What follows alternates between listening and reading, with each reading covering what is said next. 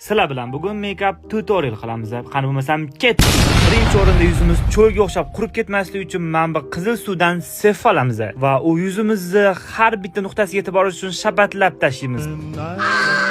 Ko'chada tovasiz tuxum pishib ketayotganligi sababli biz ham tuxumga o'xshab pishib ketmasligi uchun yuzimizga SPF chani surib olamiz. Agar bu SPF bo'lsa, e'tibor bermaysizlar, meni stilim shunaqa. Bitta yuzimga ko'p, bitta yuzimga esa kam suraman. Oylarimiz uslubidan foydalanib, ichiga suv quyib, chayib ishlatamiz. Undan keyin esa havo yuzimizga sirpanib ketishi uchun yuzimizni yanada namlantirib olamiz.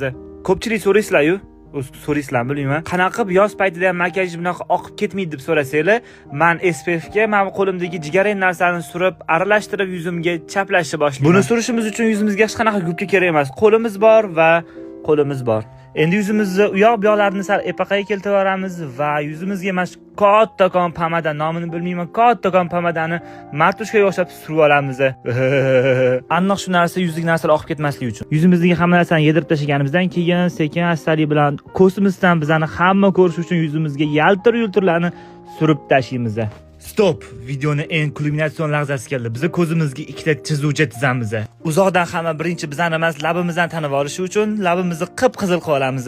Kipriklarimizni qop-qora qilib bo'yab olamiz. Keyin labimizni yana uzoqdan hamma bizani tanib olishi uchun qip-qizil qilib olamiz. E'tiboringiz uchun men hech qanaqa effekt ishlatmaganman. Hozir nimadirni topib kelay. Nima qidiryapman o'zim ham bilmayman. Bo'ldi. Hozir lampamni olib kelib, men sizlarga lampa bilan makiyajim qanaqa chiqqanini ko'rsataman. Makiyaj emas, videoning azvuchkasini 1 davomgacha baholab keting va men bilan Gulnozaga obuna bo'ling.